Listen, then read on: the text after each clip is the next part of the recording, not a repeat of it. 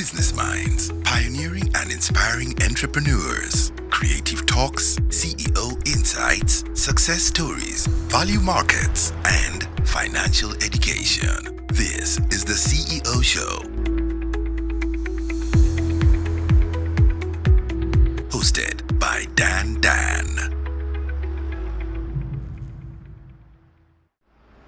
Business Minds, pioneering and inspiring entrepreneurs. Creative talks, CEO insights, success stories, value markets, and financial education. This is the CEO Show.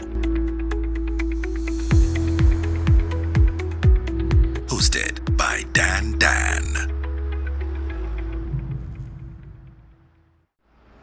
Business Minds, pioneering and inspiring entrepreneurs. Creative talks, CEO insights, success stories, value markets, and financial education. This is the CEO Show.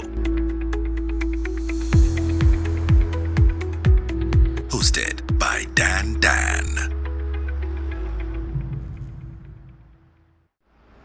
Business Minds, pioneering and inspiring entrepreneurs. Creative talks, CEO insights, success stories, value markets, and financial education. This is the CEO Show. Hosted by Dan.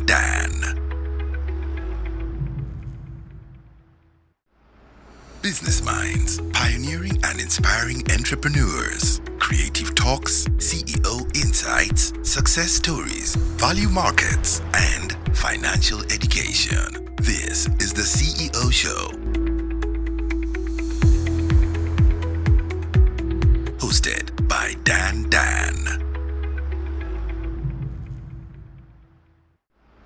Business Minds, pioneering and inspiring entrepreneurs. Creative talks, CEO insights, success stories, value markets, and financial education. This is the CEO Show. Hosted by Dan.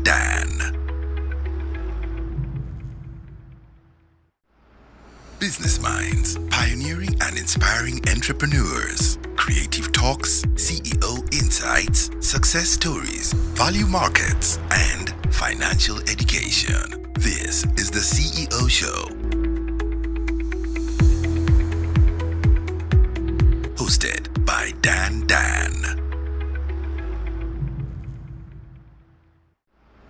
Business Minds, pioneering and inspiring entrepreneurs. Creative talks, CEO insights, success stories, value markets, and financial education. This is the CEO Show. Hosted by Dan.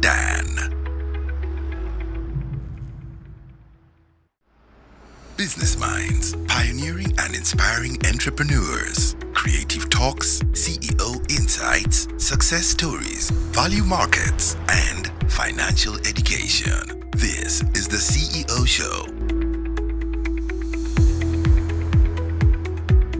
Hosted by Dan.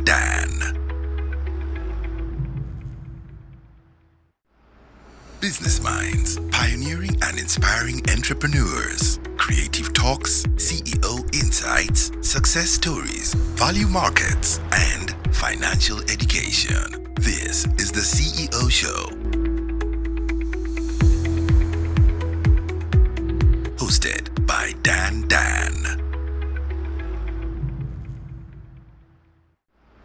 Business Minds, pioneering and inspiring entrepreneurs. Creative talks, CEO insights, success stories, value markets, and financial education. This is the CEO Show. Hosted by Dan.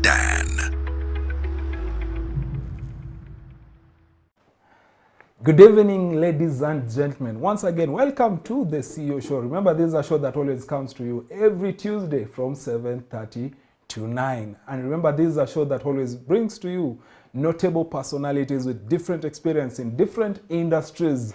People are going to inspire you. They are going to talk about their stories. They are going to share their journey to where they are. And most importantly, what are the lessons that comes with it? Some have failed and woken up and put themselves together. And today they are notable people in the society and in the industries. Remember, I am your guest, Dan. Tonight we are dealing and talking also into a very different industry that we've not featured before. We are going to talk to one of the greatest orators of our time, one person that I'm sure you've heard about. His voice is not very strange. If you've not heard about him, you've seen him. If you've not seen him, then you've been inspired by what he does. Talk about 20 years of motivation, of mentorship. This is a father. This is a speaker. This is a pastor. This is talk about a motivator. Talk about somebody who was spoken to thousands of young people and also thousands of big people. And from his story, he talks about from far, what do you call it? Some place in Hembabut Forest to town. And it's somebody that I'm sure you cannot avoid and you cannot miss to listen to his story. Who is our guest tonight? Our guest tonight is none other but Mr. and Dr. Kilimo Ruto. Welcome, sir, to the interview. We are so honored to have you tonight. Thank you, sir. Thank you, sir. It is quite obvious for me to ask who is Mr. Kilimo Ruto, but I'm sure a lot of people know you, but just for starters, who is Mr. Kilimo Ruto? Right. I don't know how I can put it, but I would say Kilimo Ruto is a professional encourager. I'm a product of encouragement and inspiration, and it became almost natural to infuse the same on other people. But basically, I introduce myself as a teacher, and I'm very proud about it. I think I've so many of my students out there, having taught Bishop Delany Memorial School, having taught Kerotet Girls, though the larger part of my life having worked as an administrator, but I think the most notable profession I identify myself with is having been a teacher.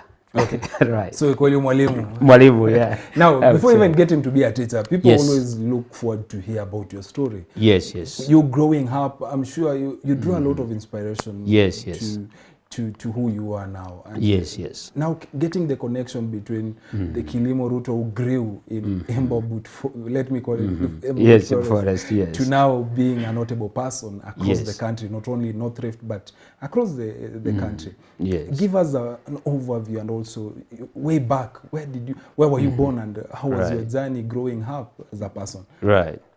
Looking at my background, I think doing what I do is quite interesting, because the field of public speaking is quite demanding in the sense of the skills that you need to develop.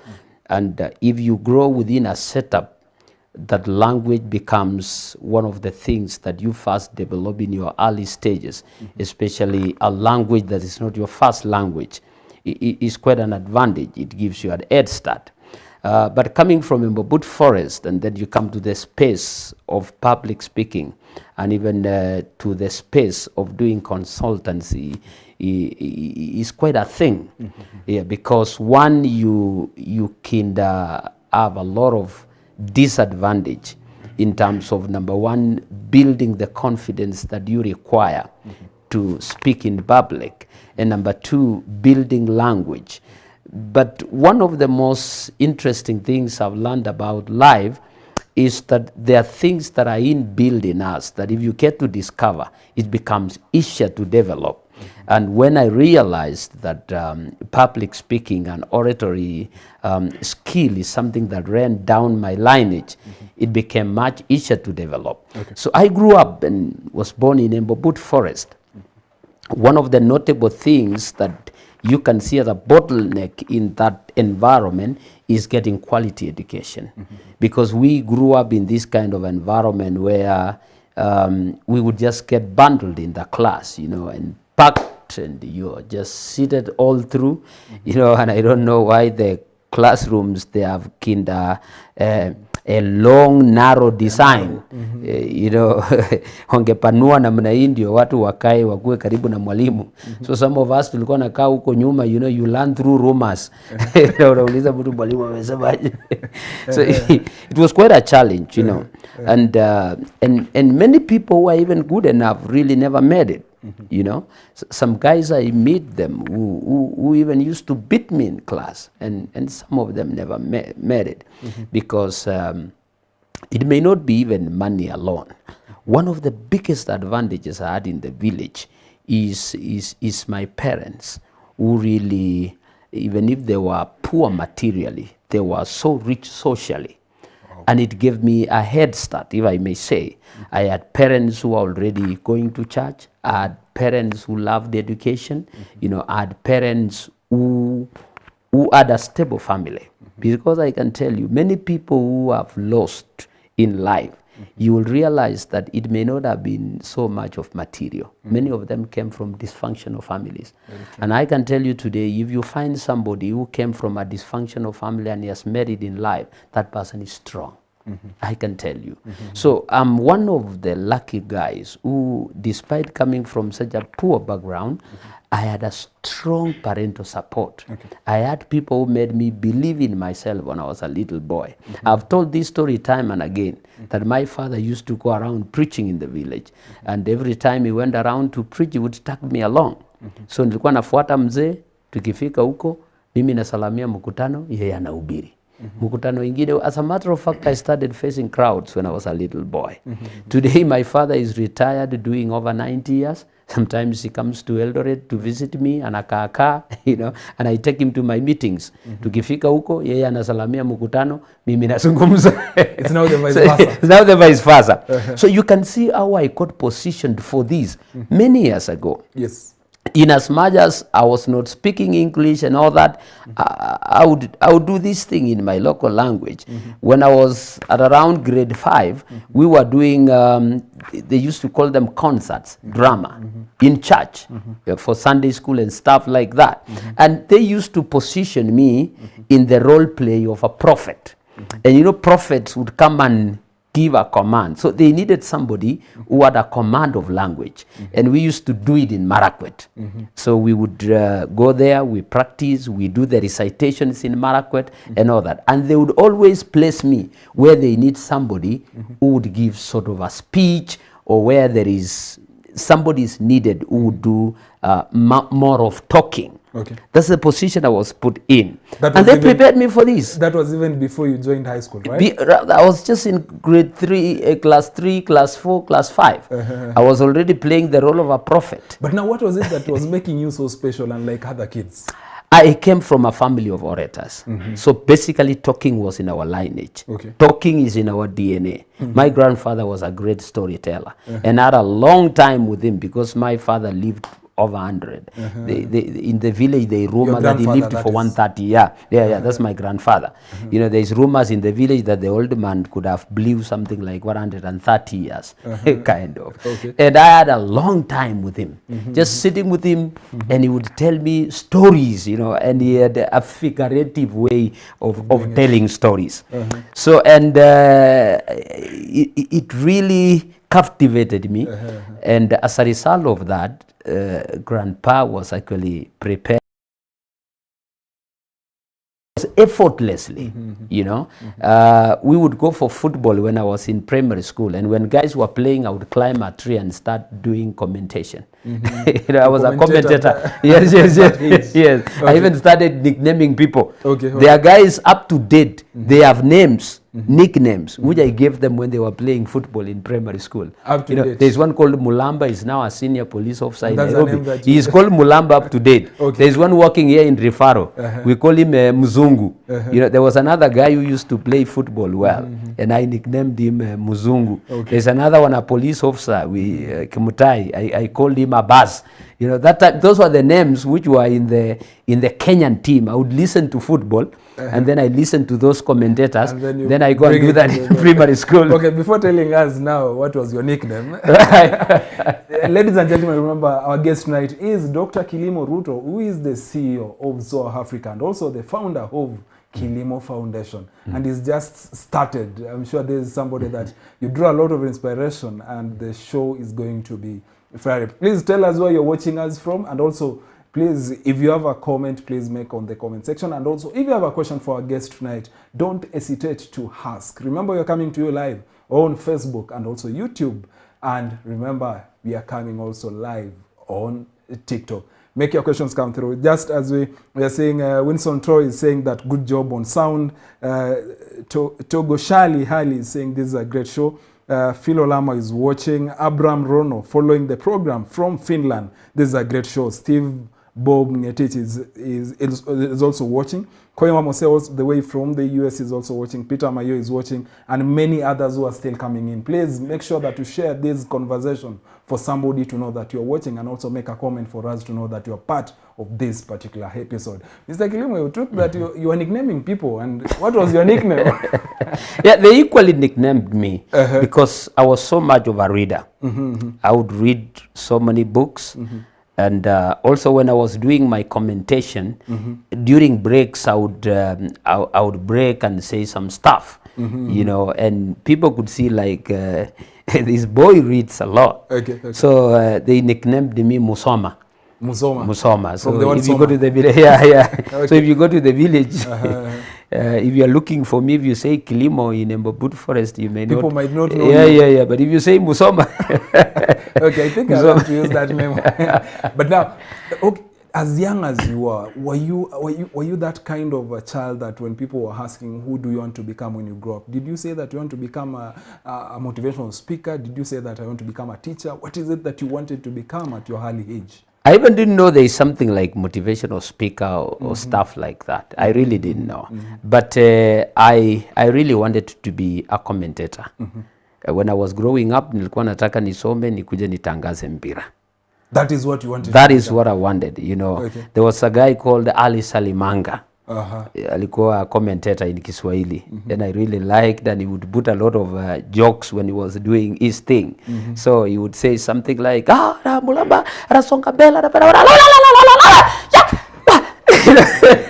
that excited you? And that really excited me as a young person because he would come with a lot of comedy. And I really wanted to be a commentator. That's what I really wanted.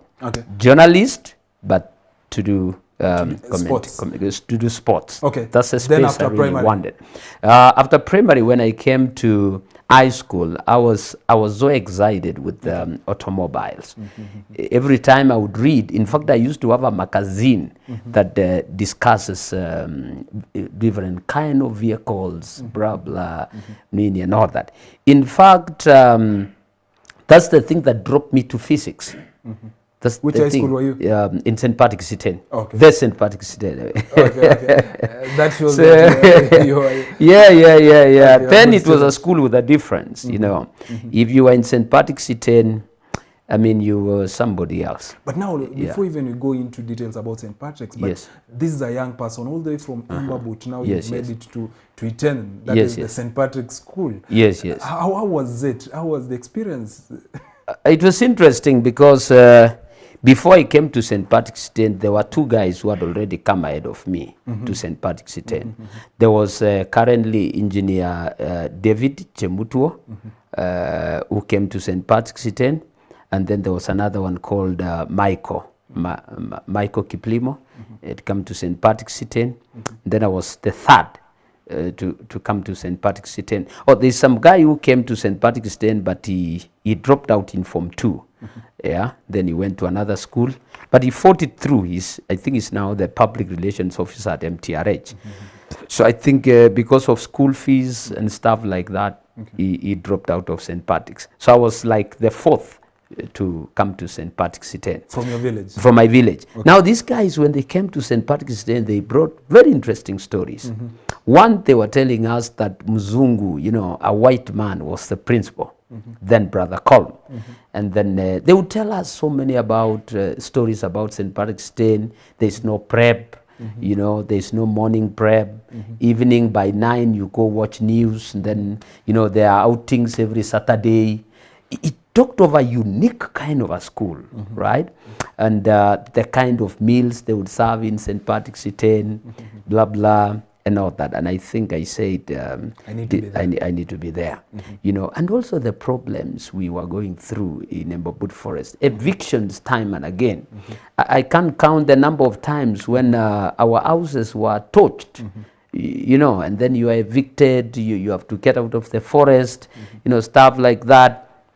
I remember one time our houses were torched, and then I'd gone to visit the current CS Sports, Kipchumba Murkomen. And they just came around, raised down houses and all that. And so when our parents moved, and now they were at CS Murkomen's home, you know, there was a big store with maize. And we could not just live in the forest and all that. So we had to spend the night with him in the gnarani of maize that night. You know, I'd gone just to see him and do revision together and stuff like that. Those kind of problems, you know. And one of the things that we kept hearing is that education could fix all our problems. In fact, one of the motivations was, with education, we'll go back and sort out those problems, and change home. You know, that was the biggest drive. You know, the kind of setup we grew up in. You know, just sleeping on ngozi ya ng'ombe. You know, yes. Si tulikuwa nalalia ngozi ya ng'ombe imekauka, ukiamka asubuhi kuna map ya Australia kwa mgongo. You know, so bad. But we had food. You know, one thing also is that it wasn't that bad. Because in Mbabut Forest, I mean, we didn't lack food. We didn't lack food. I mean, that's one thing I would congratulate my parents. We didn't lack food. There was also so many other opportunities which are not so good. The opportunity of marrying quite early, it was quite available. You know, after circumcision, you just go ahead and marry. Yeah. And another opportunity was also just becoming a bandit, because you can cross over the forest, get some cows from the other side. You know, it becomes a career. It becomes a culture, and you have some animals and you look rich. So the alternatives, which were not so good, were quite available. You know, this is also a setup where, you know, there were opportunities to get into drinking. Yeah, in fact, many of my friends who never made it, they became captives of alcoholism. Those were alternatives around us. Church was not that entrenched. As a matter of fact, we had only two churches, AIC and Catholic, and they were not yet even that much established. Many people used to go to Catholic, they would go there for goodies, because you would get clothes, you would get what? Such kind of stuff. It wasn't that transformational that time. But there are people also who went to Catholic Church with a very clear mindset also, that having their lives fixed and having their lives supported, and they would get school fees. I would mention people like now the Director of Education in Bomet, Dr. William. We nicknamed him Opera. That's the popular name. Not really, he's quite my senior. I don't know who nicknamed him. You know? There are people like that, you know, people like, whom can I also mention, who really got, who went to church and the Catholic Church, they benefited, One, they escaped that trap of alcoholism and all that. You know, they also needed to show that they are of good character, so that the church could support them. And they made it, quite a number of them. And on this other side also, like myself and people like CS Murkomen, I think also church saved us. Church saved us, because that even exposed us. And now that your dad was a pastor. Yes, and my dad also was a pastor, and not really a pastor, I would say a preacher, because he just self-ordained himself. he had no education, but he just used to go around just preaching what he had learned. So we had alternatives which are bad, and I can tell you many of our group did not make it because of those alternatives, and also choices. Life was just choices and all that, and many of them did not make it through the ladder. So coming now to St. Patrick's Iten was out of that admiration of those guys who had gone ahead of us. There are those who may not have schooled all through in Embobut but went to other places. People like the late Yeko, who was the principal St. Patrick's Iten, they were well ahead of us and they made it to university, and they would occasionally visit. People like Dr. Suter, who is now a lecturer at Mo University, coming from Embobut Forest, though he came to S.O.A.R most of the time, where he got his education at senior primary, and that is how he made it. But they kept on coming home, and they would show us how education can transform you. You know, there was a time Dr. Suter came when he was in A levels, and he came home. He had some he had shoes called kuna viatu ilikuwa naitwa nini, power, some white shoes, and he had a white trouser, and then he had a white shirt. I don't know why he dressed all white. And we said, guys, this is what education can give you. Of its own. I'm telling you, that was something else. In fact, I said I will dress exactly like he did. Then you need to do that as soon as possible. Okay, now going through St. Patrick's, then Yes. immediately you finish St. Patrick's. What did you go back home having the same zeal to become somebody in life? Sure, yeah. St. Patrick's Iten was a game changer to me. And one thing with me is that I've been connected to Embobut Forest all through. Yeah. We've never had an alternative home. In fact, I went back and even built a house for my parents right in the forest where there is no title deed and all that. We have a stone house there. So if it ever we will be evicted again, then they'll come and evict us watakuja kubomoa a stone house. So basically I've been connected to Embobut Forest, and I think our family, the first land we've bought is when I started settling in Eldoret. Yeah, basically.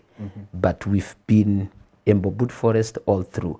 When I came to St. Patrick's Iten, I think it was a game changer, and especially in the line of public speaking. One, they had a serious debating club. Then I met one Bernard Nduro, my classmate, who was a serious debater, you know, and they would make sure that we are on opposite sides, and the debate club could just be fireworks.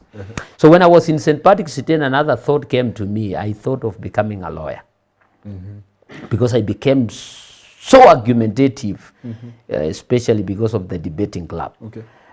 One of my biggest challenge was just speaking the English language.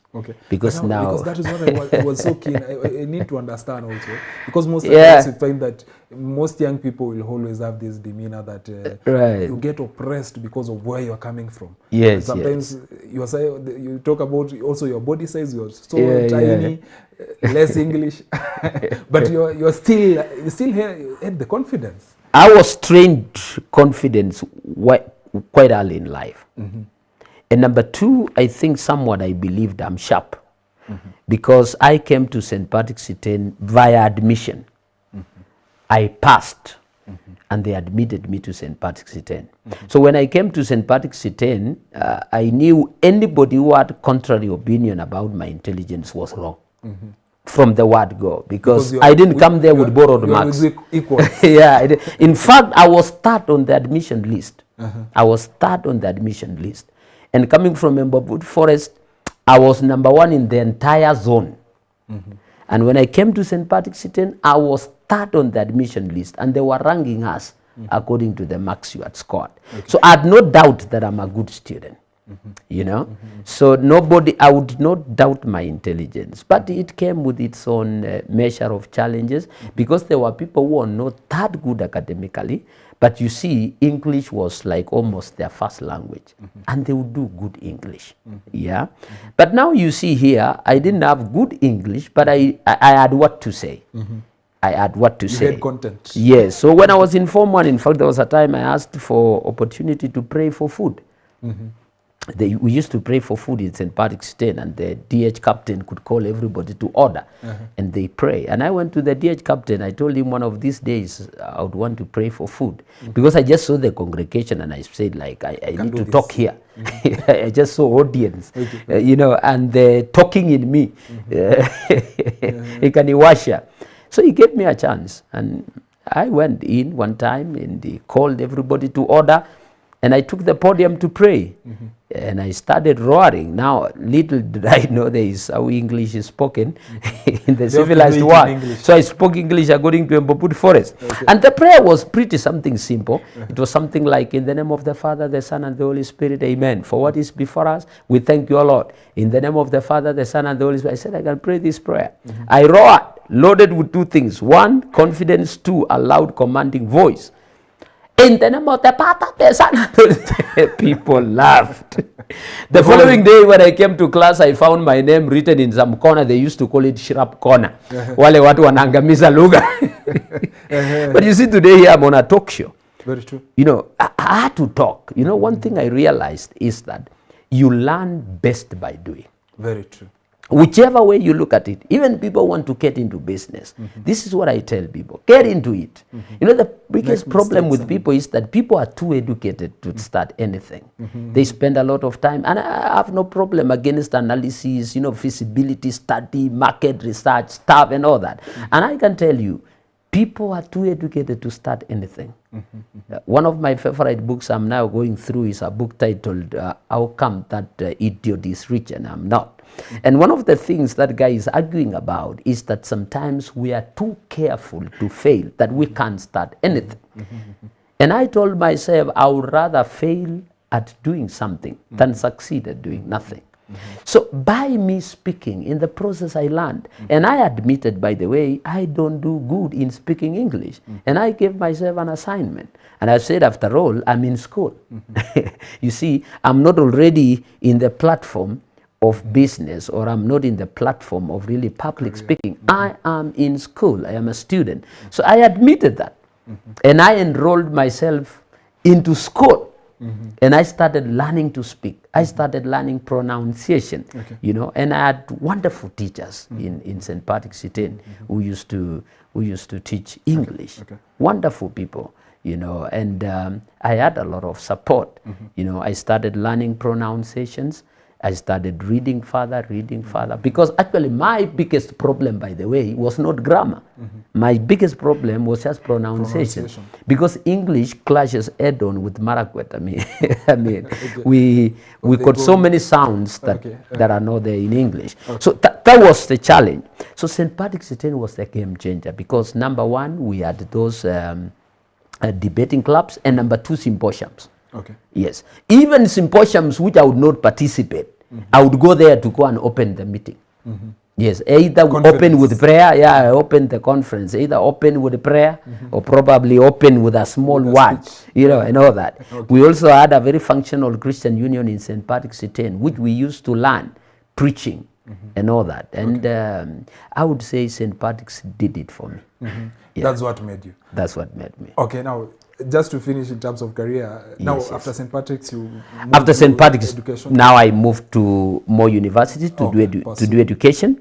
I was fascinated. I would have done engineering, mechanical engineering.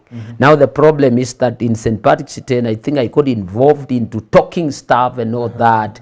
And I was this cheeky guy. I was the chairman of cheering squad and stuff like that. So I did not perform very well at the end of the day in St. Patrick's City in mathematics, stuff like that and all that. Not too bad, because I proceeded to university as a teacher to do mathematics and economics.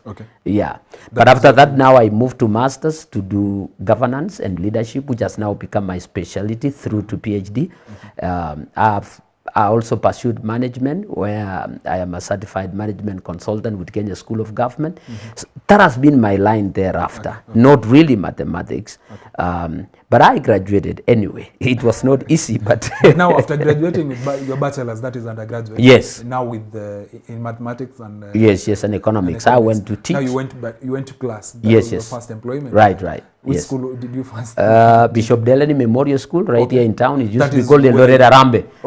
That's where I started as a teacher. For how long did you do that? I did that for about 2 years. Then I moved to Gerotet Girls as a teacher in Ziwa. At what point did you resign from teaching? 2005 to the end. Yeah, then I went to S.O.A.R Mission Hospital to serve as an administrator. Yeah, I was an hospital administrator up to the year 2009. Then I resigned. I joined Faulu Kenya DTM as a business analyst trainer and all that. I did again that for about 3 years with Faulu Kenya. Okay. Then after that, the Truth, Justice and Reconciliation Commission was formed. DJRC. Yeah, DJRC. I jumped in and served with DJRC for the entire, I think, 3 years term, where they were doing where they were doing the inquest into historical injustices. Then after that, I came to Mount Kenya University to teach in the School of Business. Up to 2015, when I joined Elgeyo Marakwet County, where now I serve as a director in charge of public administration. Yeah, that has been a journey, my journey career-wise. Okay, that is now career-wise. That's career-wise. That other than that, yes, you are a mentor. Yes, and you the CEO of S.O.A.R Africa. Yes. Now, when was it founded, and when was it started, and what inspired you to do that? When I came to Moore University, I joined the Christian Union, and I would say that is where the bit of mentorship started, because the first assignment I was given in the Christian Union at Moore University is a program they used to call discipleship. People who would come to Christianity on their first entry could go through a series of classes where you're taught fundamentals of Christian faith, and I was put in charge of that program. So I would receive people who are converting. Some of them are converting, they have gone through stuff. Basically, in the process of mentorship, I found myself as an untrained counselor, if I may say. I would get guys who are coming in, they have been through alcoholism and all that. Some of them life have beaten them up, you know, and they're converting to Christianity, and they have these issues. So as we went through the fundamental Christian classes, I realized that I was doing more of counseling than even the religious programs. So in that process, I started building this burden where, like, I need to reach more people. If this is what people are going through, because I saw the success of it. You know, I saw how those programs were transformative when I was engaging these new converts. And then we now started moving around the community within Moore University, where we were running programs under a ministry called NORET. But at that time, I was still serving with the Christian Union. After a while, I moved now from the main church, and I became a leader in North Rift Evangelistic Team. And I started now creating community programs. We started visiting churches around. We started visiting schools. We started preparing programs far away. And I started now taking guys to my village. We would go to schools in Mbobut, we would go to schools in Kerio Valley, and we could talk to students and stuff like that. And in that process, I now clearly saw I have a passion and burden along this line. So immediately when I was leaving Moore University, I had already visited many schools, and I started just moving full blast. All this time round, I was running this program as a passion. Nothing like we would get facilitated. There was even a time I went to some school in KO with an assumption that when I finished, they would give me some transport. But they just thanked me. So I came by the road. I got stranded for about 3 hours because I would not travel back. I didn't have fare. Until some World Vision vehicle came by and it stopped. And this guy who was driving the World Vision car had done a program in our village many years ago when I was a young boy, through it to when I was in high school. And the guy recognized me because he was a good friend to my father. He comes from Kenya, a guy called Mr. Ruto. He stopped and he told me, "Kijana, what are you doing here? You are supposed to be in school." Nikamwambia nilikuwa nimekuja kuongea na watoto hapa shule hapa na ngojea matatu. Kaniambia ingia kwa gari. They gave me a lift to Eldoret. Reaching Eldoret, he gave me 500 shillings, which was a lot of money then. I went back to school. Went on like that. I started doing these programs. When I left university, schools started inviting me for their programs, weekend challenges and stuff like that. Some schools started giving a small token. Thank you. You know, we would go to a school from Friday all the way to Sunday, running programs. One unique thing with what I was doing is that I would not just do weekend challenges where I preach people to heaven. My programs were more or less like psychosocial support programs, which are just backed by the biblical teachings. But my programs were majorly psychosocial support programs, motivational programs, inspiring people to achieve. Whether it is academically, you achieve. Whether you are facing some stuff, fight through. Those has been my programs. And that is how we got to where S.O.A.R Africa is. Because now I started getting to a point where I needed to develop a segment of doing religious programs, which I don't charge. And then again, I start now finding how I can monetize my talent. Okay, now, that's where now I'm very keen. Yes. Because now you're doing it for passion. Yes. But it got to a point whereby now you chose to convert and make money out of it. It becomes a business. Yes, yes. Very true. That's right. Because we talk about talent, that is what you have. Yes. Now, making money out of talent, that is something that most people always have a challenge in. You find that somebody has a very good talent in singing, somebody has a very good talent in oratory skills like yourself. But now converting that particular talent to be a source of income. How did you manage to crack that nut? Interesting. I went to Chebisa's Boys in 2012, though I'd gone before a number of times. Then there was a lady there called Mrs. Kiarie. Mrs. Kiarie was the CU patron, but Mr. Kiarie was the husband, who was an education officer. I think it was a quality assurance officer at with Ministry of Education. So one time I went to their home, and we started a conversation with Mr. Kiarie, and the wife told him what I do and all that. And then one day, Mr. Kiarie invited me for a church program in the church where they were fellowshipping in. And Mr. Kiarie listened to me speak. And one day, Mr. Kiarie told me, Mr. Kilimo, what you are doing is good to do the preaching part, but I'm seeing a part in you that you can monetize. And the husband also agreed. One time there was a strike in Chebisa's Boys. And when the boys returned, after doing all that stuff and all that, they invited somebody to come and debrief the boys, talk to the boys after that incident happening. So that happened like on a Saturday. On Sunday, I was invited to the school to preach on the school service. So after I spoke, the principal, when we came to office, told me, I had some guys here yesterday who came to debrief these boys. And he told me those guys are all day, did not even do half of what you have done in 1 hour. He told me I paid so much money. Then the principal told me again, Bwana Kilimo, why don't you consider doing this thing professionally, where you charge people and then also you do your preaching thing? You know, that thing hit my mind. And it gave birth to the professional wing of my work. So I started now running consultancy on what I do in motivation and psychosocial support.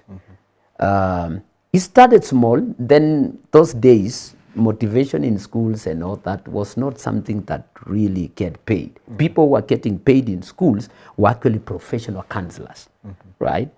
And myself, I was not really a professional counselor. That even triggered me doing a program in counseling psychology. Though I did it in line in Bible, we call it biblical counseling, which is still just psychology, but on Bible principles. So schools were not really paying like a motivational speaker. It was even really awkward when I was introducing it at around that time. But there were guys who were academic focused. You see, now mine was unique because they would ask me, what are you going to talk about? Because there was a guy called Mr. Okinde those days who would go around with books, how to pass exams and all that. And I would go to a school, and I'm not coming to tell guys how to pass exams, you know. There were others who were coming help people to pass physics, you know, and all that. But what is Kilimo exactly bringing? You know, so that was quite a nut to crack. So I started very low. So I would tell a school, okay, I'm coming to talk about drug abuse, blah, blah, and all that. But that's not really key, because I realized if you go to a school and you tell people you are coming to talk about drug abuse, let me tell you, drug abusers will shut up. Yeah, because they know you are coming to target them. you know. They are the But if target. you say a motivational talk, you see people just expect to be inspired. Okay. So people come when they have no guards, you know. They have no veils of protecting themselves against what you are coming to speak.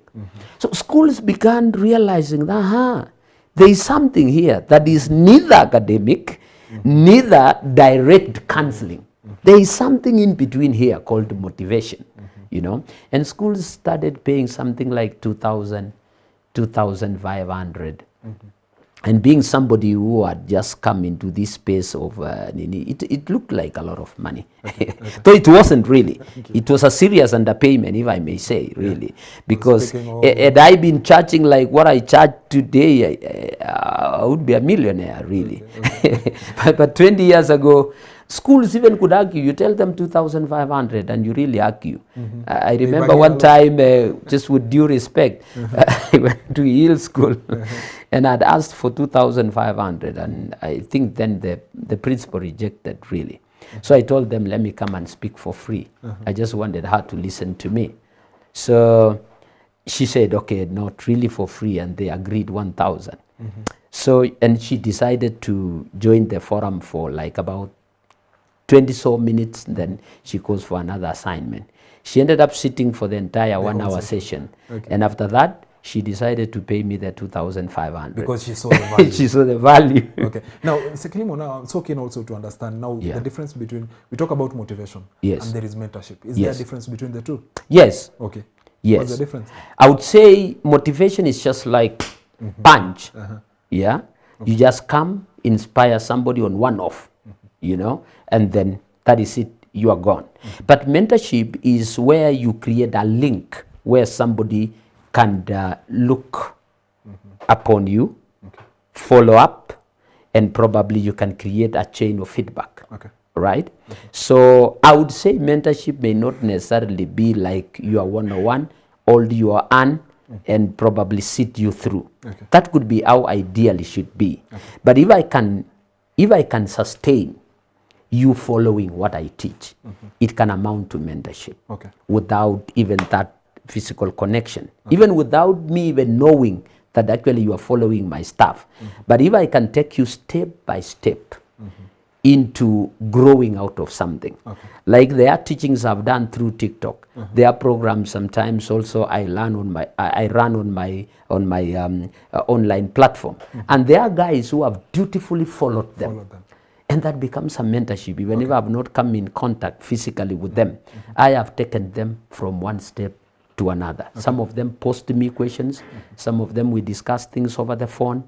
So there must be a walkthrough for it to be mentorship. Now, Daktari, we've had a session of guests who have been sitting here talking about business entrepreneurship and growing businesses.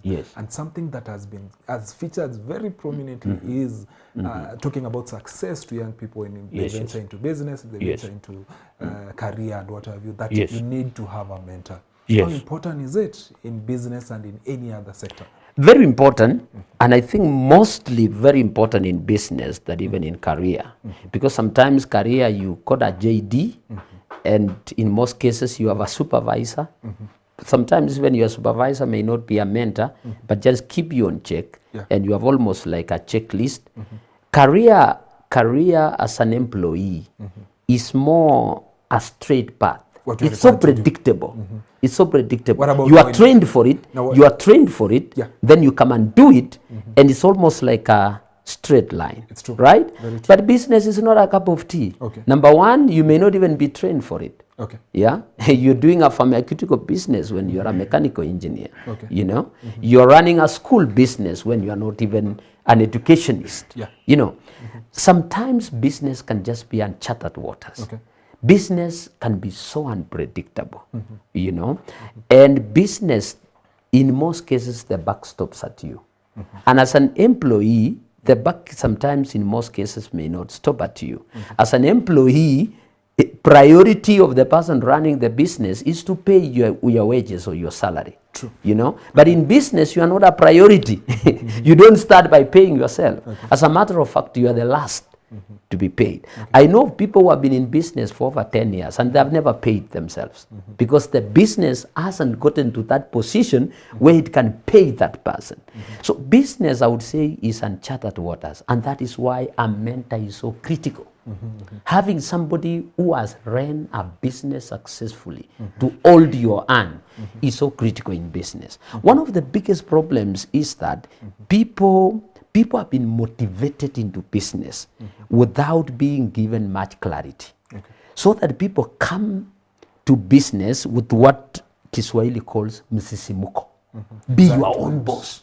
Why should you be employed? You know, there is money. You can never be rich with employment. You know, whatever rich they mean, and I have nothing against the business. You know, buy 2 cows. Buy 2 cows. Each gives you 25 liters of milk per day. Times 2, 50 liters per day. Times 60 shillings per liter if it is bad. You have 3K per day. Who can pay you that? Sounds nice. Somebody goes What they don't tell you is what it takes 1 cow to produce 25 liters milk per day. The devil is in the details. So business, anybody want to try entrepreneurship, and I have nothing against entrepreneurship. Anybody who wants to get into entrepreneurship, 2 things I would advise. Have knowledge in the area of the business you want to get into. In fact, if it is your professional field, the better. If you are a doctor and you do a business that is related to medical, the better. But you can succeed in a medical environment even without being a medic. But let me tell you, you will have to double your efforts. Right? You can imagine now these guys who are doing media now, ati wanaenda kufungua garage. Just imagine, unafungua tu garage. Even to get those spare parts, yo ujuaji ya kubalance hii na hii, to break even. Even costing the service. Gari mtu amekuja kuservice gari, how do you cost? But if you ask this media guy who has been trained as a media personality, if he's shooting something, he can easily cost it. But ask him to cost changing tires of a car. It's a tall order. One thing I would say, consider a field that you are thoroughly knowledgeable. Number 2, have a mentor who has succeeded in business, because business can be so unpredictable. A business can crumble in one day. There are businesses which were closed during COVID in just under a month. True. You know, so business is not a cup of tea. So encouraging people that just open business, just I'm against it. I think there are people who will never succeed in business because of their personality. Even when people are getting to even when the people are going to business, I tell them, take a personality test. There are personalities that cannot succeed in business. Okay. They can just be good employees. Okay. Currently, we are facing a lot of people are frustrated outside there. Yes. And having spoken to young people, spoken to corporates and different enterprises, you find that a lot of people always have this shock of under expectation or over expectation. Yes. You've talked about now opening a business. Somebody is telling you how lucrative it is. Yes. But now when you get there, it becomes something else. Yes. Probably tonight we are talking to somebody who is at the age of giving up. He's at the age of even is a frustrated lot, and also people are depressed outside there. Yes. Now, when that person that is down there, that person that is frustrated, somebody that is almost giving up, what is it that we can have for him tonight? I want to start by telling them life is unfair. Life is unfair. So don't waste your time complaining that it is unfair. It is. So spare your energy first by not wasting your time complaining that life is unfair. It is. It is unfair. Life is damn unfair. Yeah. What makes you say I think it is just how it is crafted to be. I think life was not designed to be easy. Yeah. So it can be bad because you can see some people succeeding with little effort, and you can see people failing with much effort. And that is it. Fate. I can just put it like that. That's number 1. If you accept that, it becomes easier for you, so that you stop using a lot of energy complaining. You know, there will be tricksters in this world, and it will always happen. You will see people who are corrupt. It will not stop anytime soon. You will see people succeeding in dubious means and all that. You will see people who have never worked harder than you getting rich. You will witness them, and I'm telling you. You will see people whom you left in college. They graduate and they get jobs. They get employed before you are employed. I've seen people graduating this year. Next year, they have a TSC job. Yet there is a marking scheme with TSC showing that if you are 5 years out here, you have higher marks than somebody who has just graduated. You wonder, how did that person compete? So that is how life will always be, whether you like it or not. Spare your energy of complaining and channel it to something else. It's true. I want to encourage people, swallow your pride and start somewhere. In most cases in life, it is very unlikely to start with what you love. Personally, I would love if public speaking could be the thing that I'm doing and it pays all my bills. I would be so glad because it is my passion. I would do it effortlessly. But I can tell you, Dan, it is next to impossible to start there. So I want to encourage people to just start somewhere and then move towards what you want. Start with what is available, move to what you want. I've friends who are doing things they never even trained for. Yeah, I've had friends who have taken jobs who pay less than they are worth. You know, I have friends now even who are doing 10,000. There's a friend of mine. He's now teaching in some primary school. He's a high school teacher, but he's teaching in a private primary school. They are paying him 10,000 with a few allowances. Then it goes to around 15,000 a month. What this guy has done, he has looked for a shamba yenye iko karibu na chemi na amekomboa a quarter of an acre. So hii pesa anapata anaenda kumultiply hapo. So currently he planted managu, ametoa, juzi ameniambia ameweka cabbage. So I was asking him, what is your long-term plan? And the guy tells me his long-term plan is to move to agribusiness. He tells me he has seen there is money in producing vegetable. So he tells me his dream is to achieve an acre of land that he can plant vegetable. He told me at that point, I will resign as a teacher and I concentrate my efforts on this. Then I asked him, what is it? Why? He told me he has a diploma in agriculture, which he has studied online. You know, apart from education, he has a diploma which he earned online. And he was telling me he was not doing it for the papers. He was doing it for the passion. He told me he loves agriculture, but incidentally again, he has learned that there is money in agriculture. Those guys who are out there, I want to encourage somebody. Don't be choosy as at now. It is very unlikely to start with what you love. But it is possible to start with something that is available. Use that thing that is available to get what you love. That's what I would advise. A good example I would give is that for quite some time I met you at St. Luke doing accounts, you know, and all that, right?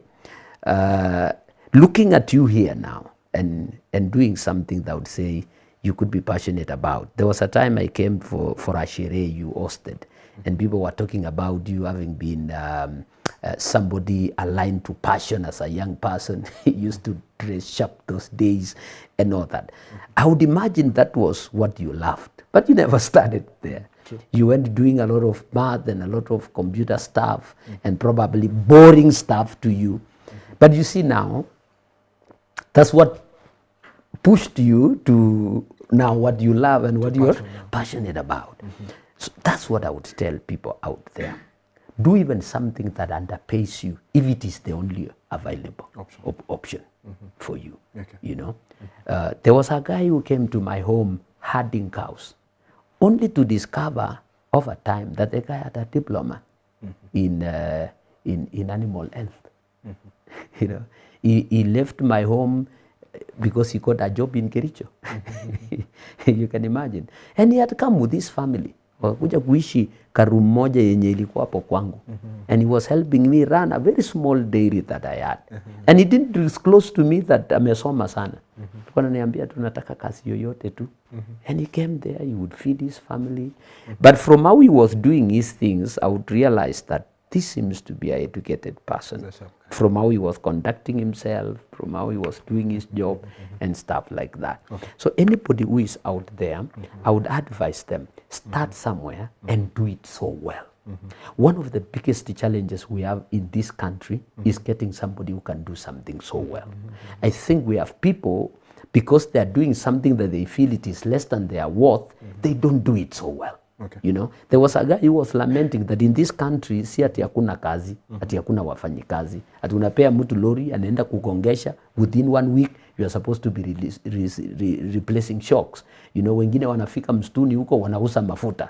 In the process, you cannot pay the loan for the lorry, neither you cannot sustain him. So what happens eventually? You sell the lorry, probably clear the loan and go on with your life, and he becomes jobless. I would advise guys out there, even if you are doing something that is less than your worth, do it so well. I've had guys who go to hotels and they go and do very funny things. They cannot do it so well. I don't know. There is a way God locates people, and if you don't believe in God, probably there is a way nature can conspire to reward people who do something so well. Incidentally, I mean, anybody who has stood out in doing something, you know, like even running this show, and somebody just does something so well, there is a way just nature conspires and the person just penetrates and makes it in life. Okay. Now, before we proceed down, so Mr. Kilimo, we are going to take a very short break, then we come back to the last bit of this particular show. But now, before we go, ladies and gentlemen, remember our guest tonight is Dr. Kilimo Ruto, who is the CEO and founder of S.O.A.R Africa and also Kilimo Foundation. And at the tail end, we'll also be talking about Kilimo Foundation. But now, before we take a very short break, just let me read a few of your comments that are coming in. First, we have here, Titus Ngetich is saying that he's watching live from Isiolo. We have Kitu Mongoi, who is saying, very well, my brother Kilimo, watching from Wesages Kisanana. And then also we have Peter Mayo saying he's also following it up. Nasi Nole Musa is saying, following from Echo Bloom Roundomat, Kenya, Eldoret. We have Ngetich Taimiku is saying, this is very captivating. Cherunya is saying that he's watching. Zablon Songoku is saying that I'm following it live from Kabiet. Kilimo once came to inspire our boys. Kudos. And Kevin Ruto is watching. Cherunya Kiplagat is saying that very great show. Kilimo, you are a motivation to many. And then Edwin Chepto is saying, congratulations, sir. And then Ian Kiplagat Koleitit is saying, Kilimo, a great guy, used to preach to us while I was in Chebisa's boys about 20 years ago. This is quite motivating. And also Manu Kips Kosgeo is saying, wow, long time. And then Manu is saying that I knew Kilimo when he came to Kaiboi. And great. Then also we have Wilson Willie is saying, even when we think nobody cares or when we are alone, not true. Jesus cares. Do not be deceived. Jesus is enough. This is quite encouraging. Also, Chela Piggy is saying, this is a very informative show. Kudos. Sarah Siwa is watching. Johnson Kotut saying, following from Dar es Salaam, keep the good work, brother Kilimo. Brian Kipchumba Ngeti is saying, great show, enjoying every bit. Mark Kilimo is saying, following from Iten. Honorable Evans Chelanga is saying, good evening, Mr. Kilimo, following from S.O.A.R sub-county. Amazing. Gideon Kimeli is saying that a great man he is. I am glad to have worked with him. And they're coming very many. Just the last one, Amos Kipruto is saying that indeed instrumental, educative, my all-time role model. From his motivations, thousands have changed. I get to know Kilimo at Diesel Power Wow. and end here party at Kolol Resort. He shared a very powerful message. The show is very clear. It's very clear. Cameraman, bravo. At least we are getting people also. Yeah, the guy in Wesakes in Kisanana, those guys are doing a fantastic job. I went there for a community program they're doing for the youth. They're doing a fantastic job. The Wesakes, in fact, it's an area that quite remote. I'm impressed that you would find some network. This is nice. Thank you. So, ladies and gentlemen, we're going to take a very short break. Then we come back to continue with this amazing conversation. Remember, we are live on Facebook, YouTube, and also TikTok. Tonight, we are going to be back shortly. Greetings wherever you are from S.O.A.R Africa. Welcome to S.O.A.R Africa Mentorship Program. Thank you for participating. We've been having a fantastic discussion and teachings around life skills, and we continue to welcome you on our programs. We've had fantastic discussions around quite a number of issues. And just to do a quick recap this evening, I want to do a quick recap on what we did on spiritual emphasis, where we read about 3 verses.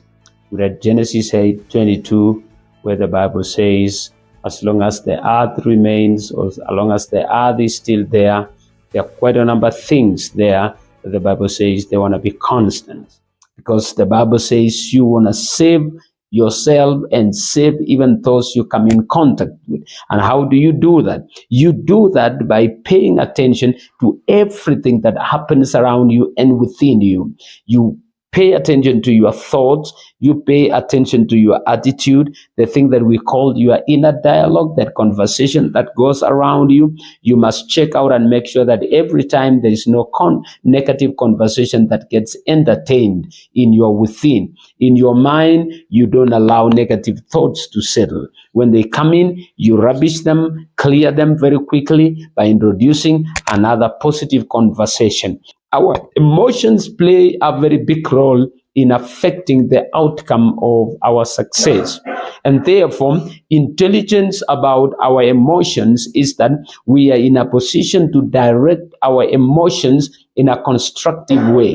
That when something happens to us, we are in charge of how we respond to what happens to us, so that our emotions don't take control of us, but we take control of our emotions. Now you need to learn skills of anger management. For example, if you feel angry, you better walk out of the room, you better go somewhere, chill out a bit. Self-control is an intelligent way of managing your emotions constructively. Be at the top of the game, be self-controlled. Control yourself. Never try to prove a point in this life. Your emotions and your anger and your getting mad may just make the situation worse. The other critical thing that is very important in emotional intelligence is what I call social awareness. You need to... Welcome back, ladies and gentlemen. Remember, this is the CEO show, and our guest tonight is Dr. Kilimo Ruto, who is the CEO of S.O.A.R Africa and also the founder of Kilimo Ruto. This is somebody who has been doing mentorship and motivation for the last 20 years, and his story is quite inspiring, all the way from Embobut Forest to now an household name that is being spoken across the country. Talk of Western, talk of Rift Valley, talk of Central, and even Nairobi. He has cut across. Mr. Kilimo, just before you tell us now about balancing all these things that you are doing, and how important is it? At what point do you get your free time, and also at what point do you... But before you answer that, let me just acknowledge 2 people here who have said that is on YouTube. We have, just to mention a few, the message is getting lost, but we'll get back. Now, balancing all this, running, you're director at EMC, you're running S.O.A.R Africa as the CEO, and also you are running all this, you are a pastor, you have a flock at some point, you speak, you go through all these schools. People have been commenting that you've been to their schools and you've touched Right. many lives. Right. How do you balance all this? How do you, because time is of essence. Right. How do you balance all this? Yeah. Interesting, wanasema mambo ni mengi masani machache. One of the things that we need to capture is that this runs a span of 20 years. So if you hear the many schools and all that, you have to look at the period. It's true. That I've been speaking for over 20 years, you know, to all these people. The people I spoke to today, some of them are even now heading institutions, yeah. They're teachers, some of them, I think I even met one who is now a deputy principal of some school. So it spans over quite a number of years. In as much as the schools are many, the period is long. And this is now where S.O.A.R Africa got institutionalized, where I have a team of around 10 guys now. Who there are those who do even the day-to-day running at S.O.A.R Africa. In most cases now, if you see my title at S.O.A.R is team leader. So I'm part of a team that runs programs across. And sometimes we flock. There's when we also do programs jointly as a team. We have done that in quite a number of schools, the latest being Dry's Girls, and I think Givaiwa Boys in Kakamega, Lukulu Girls in Lukulu Girls in Help Me, in Western, Kericho High. There are moments when we flock together and run some joint programs. What we've done is that we prepare package. There are schools that we journey. There are some schools even we have done mentorship like for 4 years, continuously building and institutionalizing a certain culture. You know, we've journeyed with Lugulu Girls for like close to 5 years now. There are schools where we pick a program that spans for 1 year, and then we run mentorship. And the team now pick up specific programs that they engage the school. But you really need to plan your time, especially if you find yourself in a situation like mine, and every other person, by the way. Any serious person can't really have enough time, really. If you find yourself having a lot of time, then you must know that you are doing very badly. Yeah, that's why Jesus never picked anybody who had time. In the disciples, check them through. They never picked people by the road who are saying, I'm available. Yeah, I've seen some people who do their CVs and they write about availability immediately. Don't hire such a person. That's a dangerous fella. Yeah, pick a busy person, somebody who don't have time. Those people will help you, because people who don't have time means they have scheduled their time. Even when they are resting, that resting has been scheduled. If they are doing an hobby, that hobby has been scheduled. If you find them at the club doing golf, don't think they are so idle that they just have to do golf. That time is scheduled, you know. Schedule your time. And I've realized that by doing my weekends, it's huge. Weekend is huge. So I have to plan family time. I have to plan work time. And the goodness is that my work time is already scheduled. I have Monday to Friday, which I know this is my work time. I have 8 to 5, which I understand it is my work time at the county, you know. Apart from my offs, apart from my leaves, you know, and all that. Like now, this period I've been on leave and I've been on hitting the road, talking right, left, center, because I'm out for 45 days. So you have to schedule your time. And if you schedule your time, you will realize, by the way, you have a lot of time. If you put your time on grid and you begin to plan, you will realize that you got a lot of time. And then work with deadlines, because it's never a goal until you give it a deadline. So if you do that, you'll realize that you got a lot of time. But plan for everything. Plan even for your resting. Because there are some people who think they have just to do work. They don't understand that they are the vast capital investment in their business or in their enterprise. You need a healthy you. You need a strong you. Mental health today is a serious thing. It is a crisis. And I can tell you, one of the reasons is burnout. People don't have time for themselves, and they don't have time for social events. They don't have time for family. And people don't understand that these are actually your power sockets. You plug into family.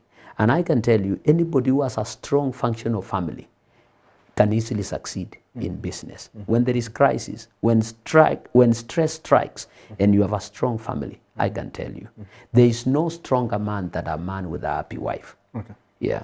If I would advise any man who is jumping into business, make your wife happy. You will be very strong in business.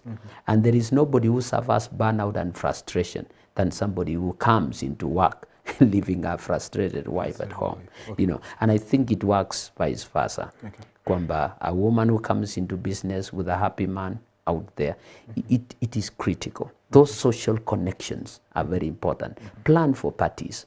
Plan to attend a wedding. Don't just say, I'm in business, I'm just sending you money, I'm not coming. You know, show up, get to the dancing floor.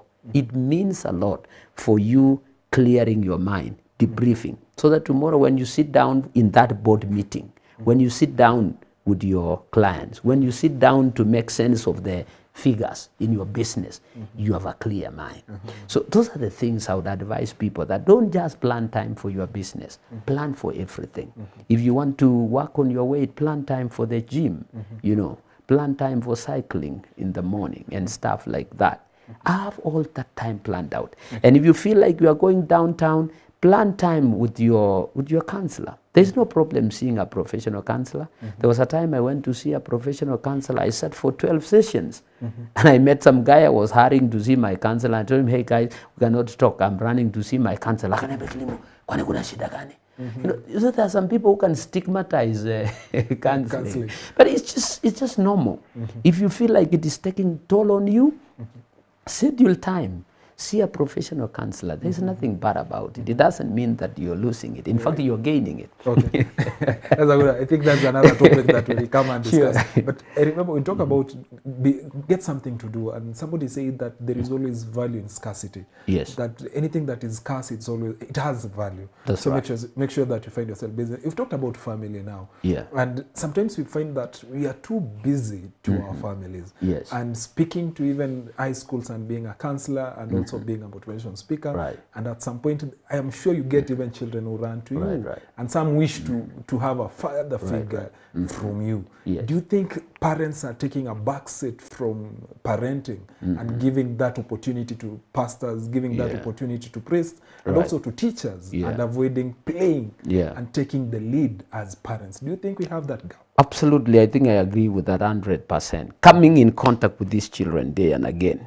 Sometimes I even lose time to listen to them because they queue and you don't have the time. That's why we have planned these team programs where we go to schools as a team. You know, my wife went to one of the schools and she was overwhelmed. She was overwhelmed. In fact, she was going to discuss some health stuff with girls and all that. And you know, she went into a bit of psychosocial support and stuff like that. And I can tell you, it was overwhelming. But you realize these children may not even be needing that professional counseling. They just need somebody to be available as a parent. And these people are not there. I'm not even asking parents to be professional counselors to their children. I mean, they even can't be.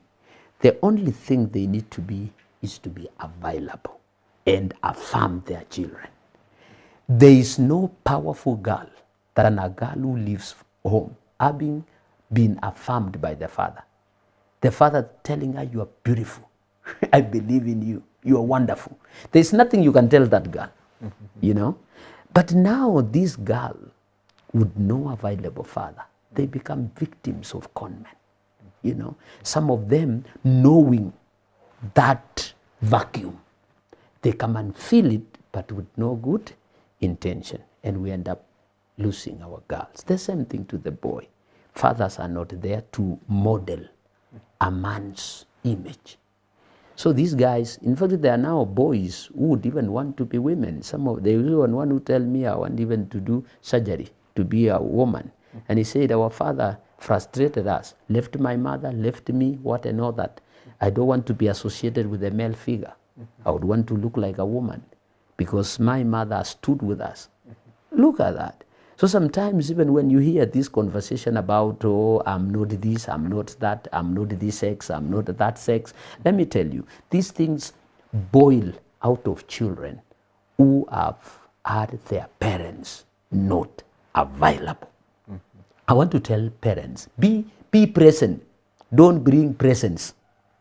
You know, your presence is more important than your present, your gift. Just being there. And children learn from you, by the way, even without you talking.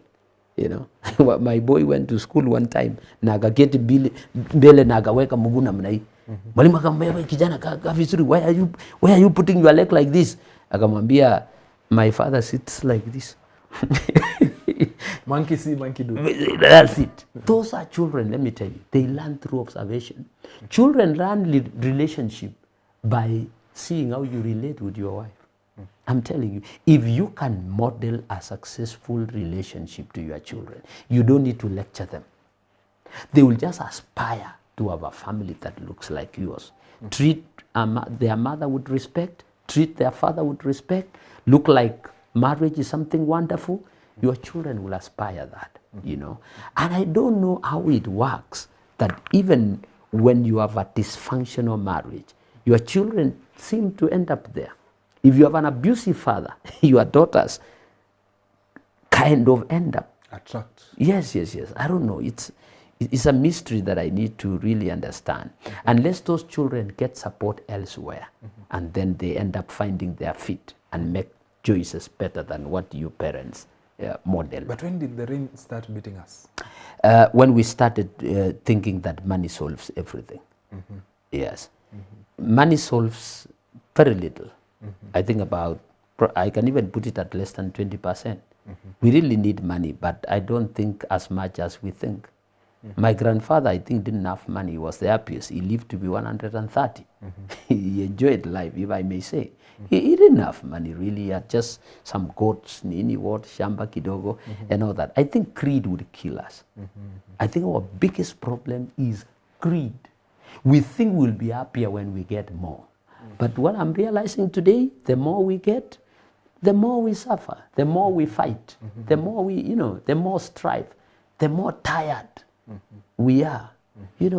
What's the chase for all this? I don't know. I have a feeling like it's not a must to be rich by the and everybody will not be rich. In fact, Jesus said the poor will always be with you. So I don't think everybody will be rich.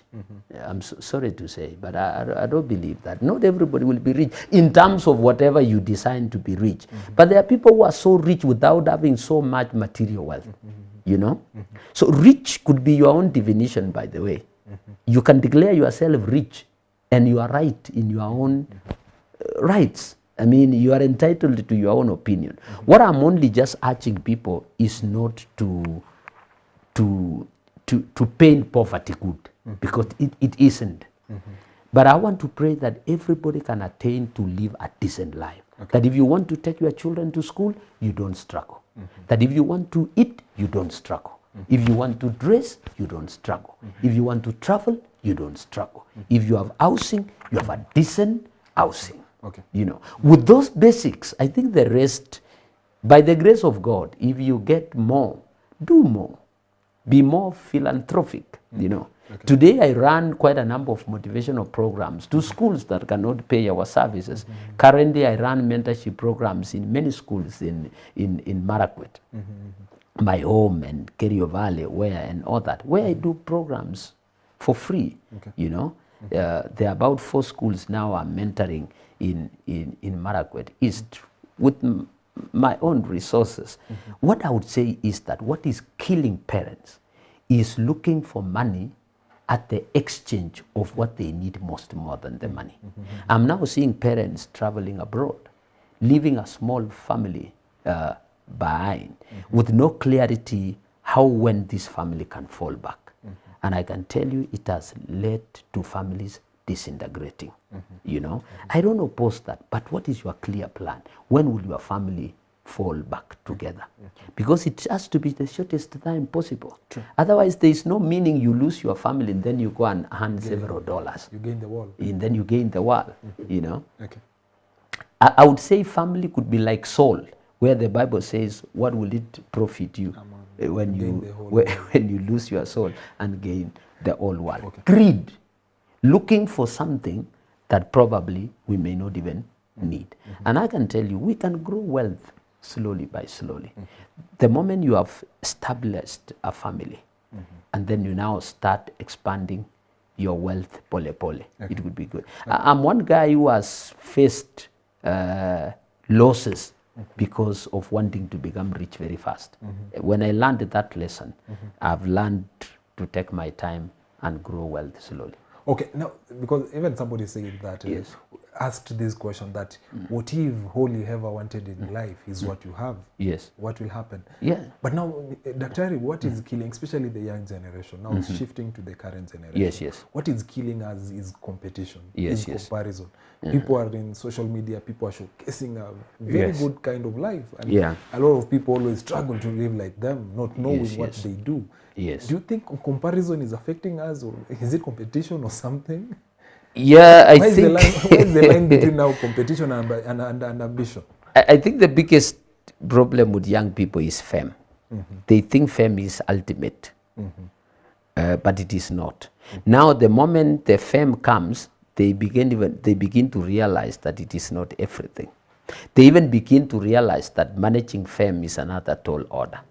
You know, if you meet many celebrities, they will tell you they have trouble moving around. So when you are growing up, you are so ambitious to be famous. But the moment you become famous, you begin to realize that managing it is a tall order. Can you imagine just going out here and everybody wants to stop you? Everybody wants to greet Take you. a photo with you. That's a big problem, by the way, with celebrities coming to the public and mingling with the public. So when we see people who are famous, we think they are feeling so good and they are living life in the best possible. But you begin to realize that some of the celebs are on drugs. You begin to realize that some of them, by the way, they are not as happy as you thought. So that's the biggest challenge with young people. They think fame is the thing. They think being known is great. And that's why now you begin to project an image that is not yours, so that it gives you that thing of celeb status, which is totally unnecessary. Do your thing. If it makes you famous, so be it. But the most important thing is that do your thing. And one of the best ways of being satisfied in this life is actually being very honest to yourself, and then do it for you before you do it to somebody else. Somebody told me the biggest problem with people in this country at the moment is that they want to use money they don't have, to buy things they don't need, to impress people they don't know. Quite unfortunate. Wanataka kutumia pesa hawana, kununua vitu yenye hawahitaji, kufurahisha watu yenye hawajui. Okay. And I can tell you, in this country, by the way, currently, do you know you can look so good with 1,000 shillings or even less? Unaweza pita hapa ununue shati ya 30 bob. In fact, I've realized in this country, to look smart, you only need an iron box. Just need an iron box.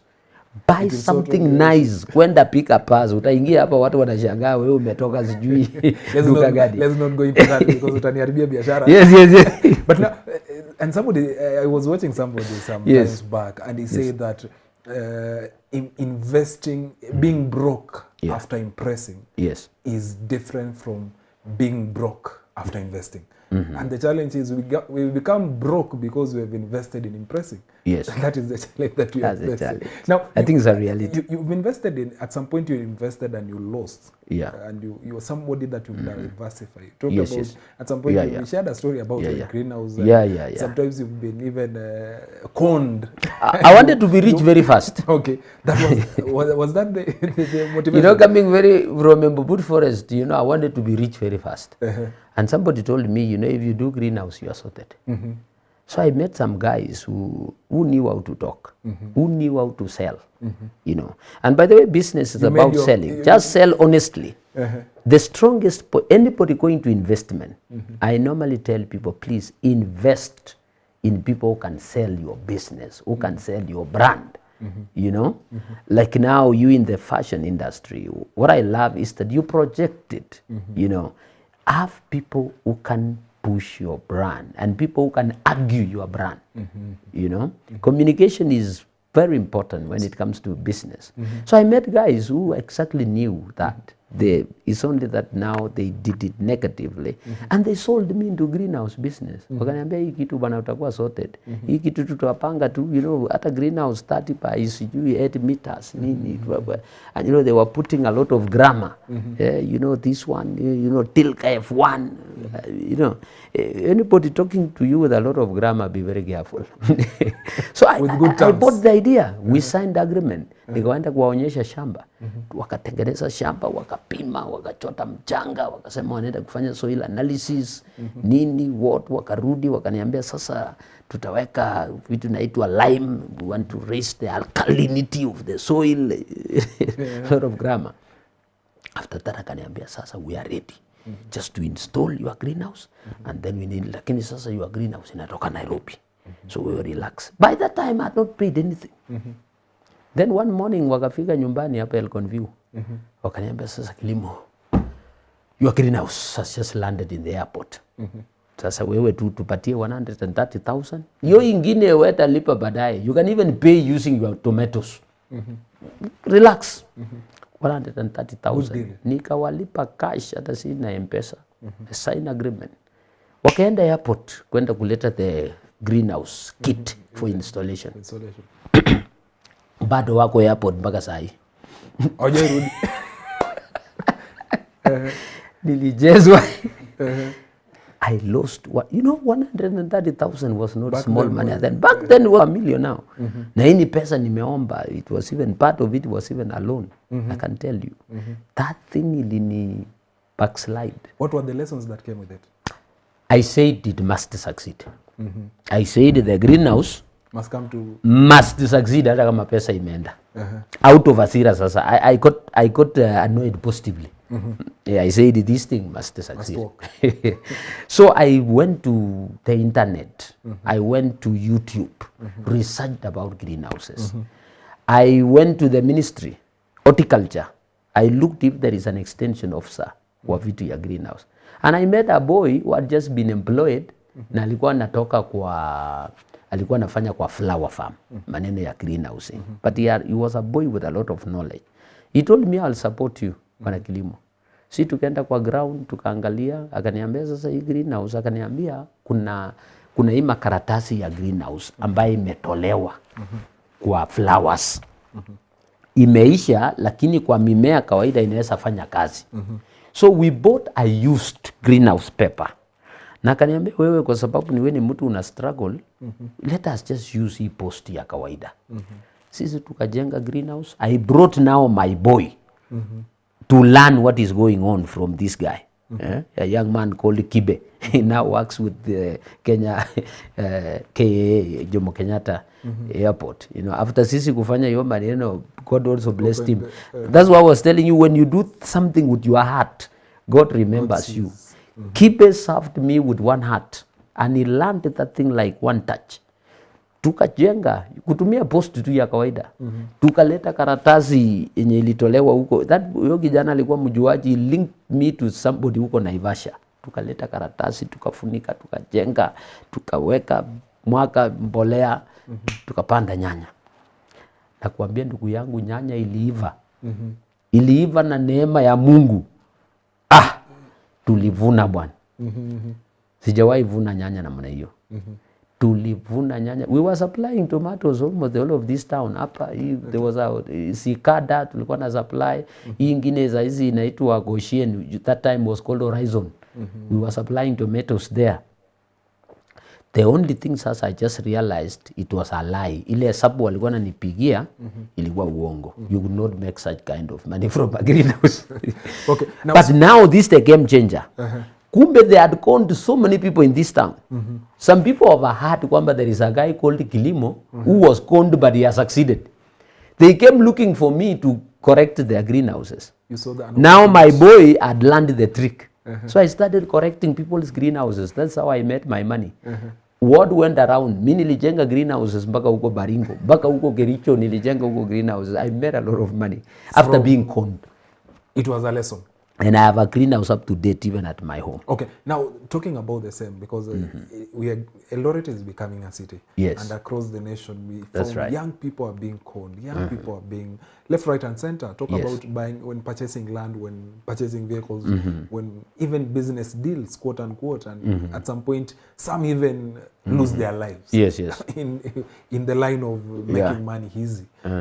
Speaking of the same, after learning all this, being a father and also a mentor, getting rich quickly, what can you say about this? Don't be quick. I want to advise people that you can be rich quickly by virtue of a serious opportunity meeting you at the right place.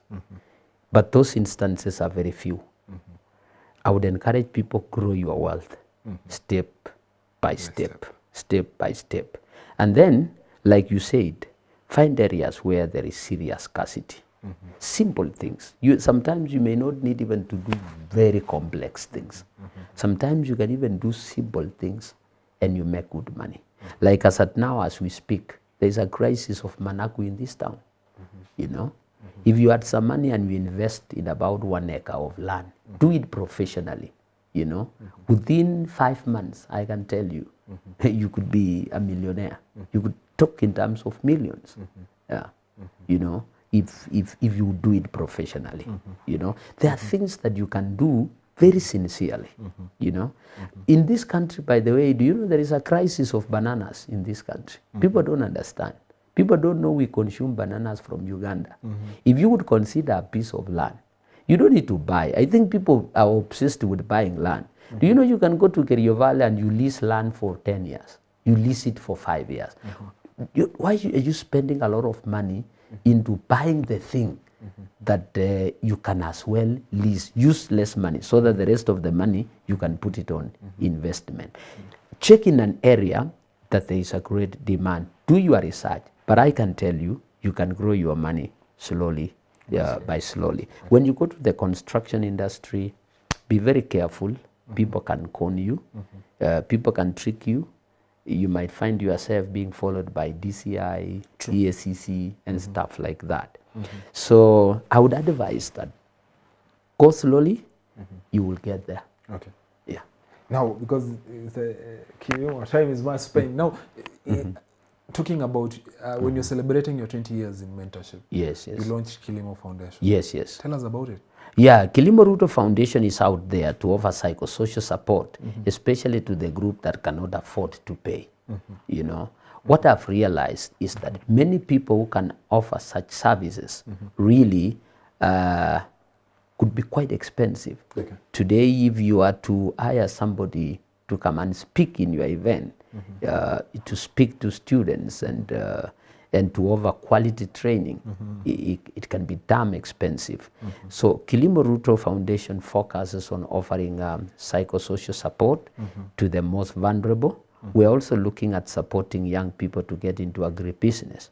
Currently, we are running a project in Kerio Valley, in Elgeyo Marakwet, where we are pushing young people into agribusiness. We already have a tomato project running in Kaben, in Elgeyo Marakwet.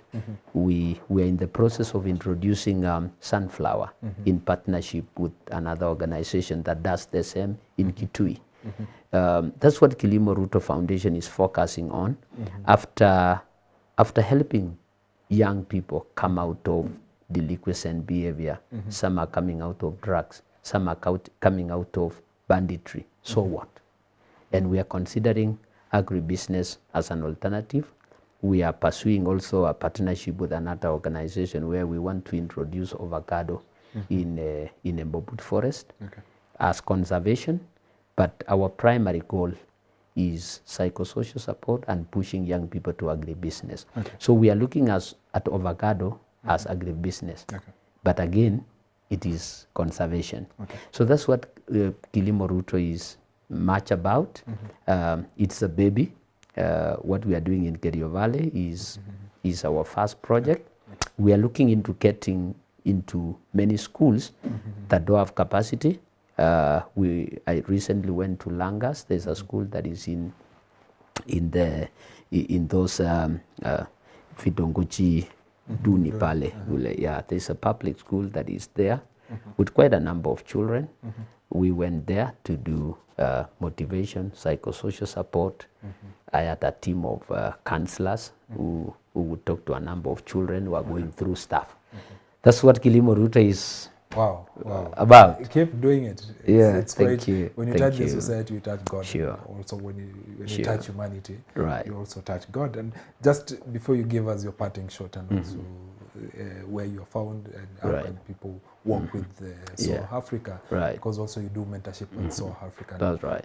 There is somebody who is looking to be like you in the near future. How can they reach you? Right. Charles Murgori is saying that great brother Kilimo. We also have Coach Isaac, who is watching from EMC.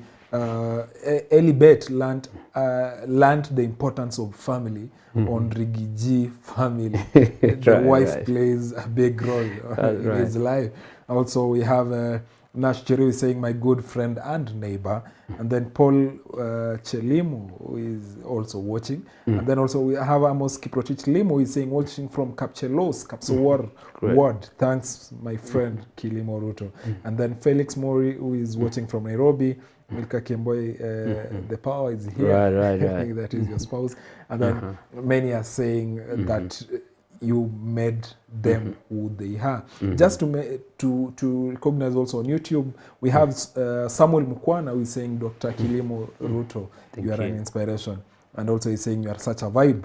Jafet Ngetich is saying that he had a chance to listen to Dr. Kilimo at Kabianga School in 2012. Very interesting man.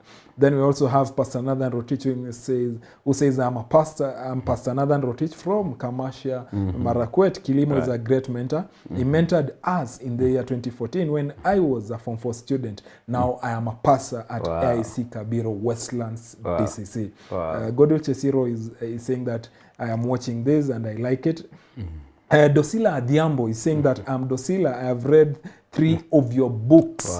That is Flourish, Principles of New Beginning, Motivational Stories to push you forward in life. They are amazing. You are a great mentor. Thank you. Isaac Kipkoech also saying these are wise words and many more that are here. I think, ladies and gentlemen, we will also be responding to some of your comments at the tail end of this conversation. Also, behind the scenes, will be in a position to answer. As you also give us your parting shot, Mr. Kilimo, speaking to the young people and also to young entrepreneurs in different industries. You'll also share, we've not discussed about your books, but also you tell us about the same. People can find it. Give us your parting shot, sir. That is your camera. Well, thank you so much. I'm really, truly inspired to be at the CEO show. I'm truly excited. And I want to encourage people out there that you got something to offer. And don't be shy to monetize what God has put in you. Whatever talent God has given you. For a long time, when I was walking the journey of speaking and all that, I would feel shy to put a cost in what I do. But the Bible says, a man's gift opens a room for him and brings him before great men. When the Bible says opens a room, it actually feeds you, it gives you space. So I want to encourage every young person, if you can do comedy, if you can do public speaking like myself, find a way of structuring it and then cost it. I mean, there's no problem about it because God gives you that so that you can use it to build yourself and to build community. Start where you can, start small, and then grow from there. I mean, don't overtake yourself. Take the baby steps and, learn how to build your business through people. One of the most powerful things I've realized in business is trust. Once you commit, deliver it, and that will be great. And if you're a family person, I want to encourage you that if you do it as family, it is so powerful. There is nothing as strong and powerful as having a supportive family around you. Sometimes I do so many things and people wonder how I can do that. It's because I have such a solid support. I think one of my strongest points is having such a strong, supportive wife, That is one thing that I would say it is so critical in business. If you are in it together, your energies flow, you can achieve so much. Succeed together, fail together. That's why the Bible says two are better than one. When they lie down, they keep warm. And when another one falls down, another one pulls the other up. So I would encourage young people who are out there. Life is not easy at the moment. I totally agree. But start somewhere, even something that pays you below your value. Then grow from there. My words are, please succeed. There is no option about it. One of the things I tell people is that I failed so much that the only option left was to succeed. So if you fall down today, wake up one more time. That is success. Success is waking up one more time every time you fail. Thank you, sir. It has been an honor to have you on the show. Looking forward to have this conversation some other day. We are really honored. Ladies and gentlemen, I'm sorry that I forgot to mention the TikTok followers who have been following this, and also just to acknowledge, because our time is much spent, let me just read a few who are here. We have Kilimo is saying that he's following all the way from Mogotio, that is Kelelwa, and then we have Zelodian, who is saying that he's watching from Nairobi. And then also there is Mode, who is saying, you remind me of the days in Kericho High School, in brackets, on my way to my destiny. Wow, that is awesome. And this is Tevin Kip, who is saying on TikTok, is saying that, say hi to Mr. Kilimo, my life changed because you inspired me, and many more. What is it that you've learned from this show? That is the challenge that we're giving you today. Please, if you can drop on the comment section, please tell us what is it that you've learned from this show. Personally, I've learned that don't give your children present, be present yourself. That is something that it is a take home. What is your take home? Ladies and gentlemen, thank you for being part of this conversation tonight. It's been awesome having you and having this conversation happening. Thank you for the fact that you've walked with us, and we always look forward to have you as our viewer. Remember, you're going to have the same conversation come next week with another amazing guest. Who is it going to be? You need to look forward to. Remember, you are going to have the 28th episode come next week. I'm looking forward to have you. Thank you for being that amazing viewer. Until next time, I was your host, Dan. May you have a good night, and God bless you. Greetings wherever you are from S.O.A.R Africa. Welcome to S.O.A.R Africa Mentorship Program. Thank you for participating. We've been having a fantastic discussion and teachings around life skills, and we continue to welcome you on our programs. We've had fantastic discussions around quite a number of issues. And just to do a quick recap this evening, I want to do a quick recap on what we did on spiritual emphasis, where we read about 3 verses.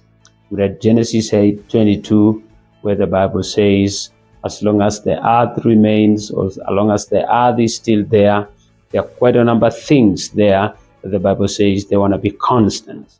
Because the Bible says you want to save yourself and save even those you come in contact with. And how do you do that? You do that by paying attention to everything that happens around you and within you. You pay attention to your thoughts, you pay attention to your attitude, the thing that we call your inner dialogue, that conversation that goes around you. You must check out and make sure that every time there is no negative conversation that gets entertained in your within. In your mind, you don't allow negative thoughts to settle. When they come in, you rubbish them, clear them very quickly by introducing another positive conversation. Our emotions play a very big role in affecting the outcome of our success. And therefore, intelligence about our emotions is that we are in a position to direct our emotions in a constructive way. That when something happens to us, we are in charge of how we respond to what happens to us, so that our emotions don't take control of us, but we take control of our emotions. Now you need to learn skills of anger management. For example, if you feel angry, you better walk out of the room, you better go somewhere, chill out a bit. Self-control is an intelligent way of managing your emotions constructively. Be at the top of the game, be self-controlled. Control yourself. Never try to prove a point in this life. Your emotions and your anger and your getting mad may just make the situation worse. The other critical thing that is very important in emotional intelligence is what I call social awareness. You need to understand the impact of your emotions to your environment. Your environment are the people who are around you, and your environment are the things which are around you. If you are aware of the impact of your emotions, then you will make better decisions. For example, if you're angry, then you begin to ask yourself, what are the possible consequences of my anger to the people around me? What are the possible consequences of my anger to the things around me? Because there are some people who have destroyed valuable belongings and valuable objects because of the their emotional reaction. Relationship management is a critical thing because you need people in your life, and at the same time, you also need to protect yourself against the people who can emotionally injure you. An emotional injury is much, much worse than even a physical injury. Emotional intelligence, self-awareness, emotional intelligence, being aware of yourself and your feelings and how you feel, and understanding that it is okay not to feel okay at times. Develop a relationship with your parents. Build a relationship. Bridge a gap. Have a conversation. There is no way that you can say, my friends understand me and my family don't understand me, and you think like you can build a life around such an attitude. You cannot build a successful life around such an attitude. Be very intentional when it comes to relationship building and relationship connection. It is such a very important thing. Greetings wherever you are. Pioneering and inspiring entrepreneurs. Creative talks, CEO insights, success stories, value markets, and financial education. This is the CEO Show. Hosted by Dan.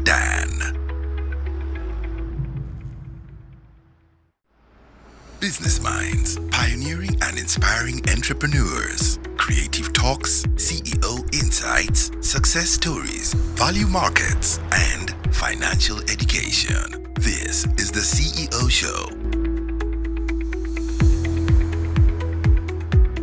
Hosted by Dan.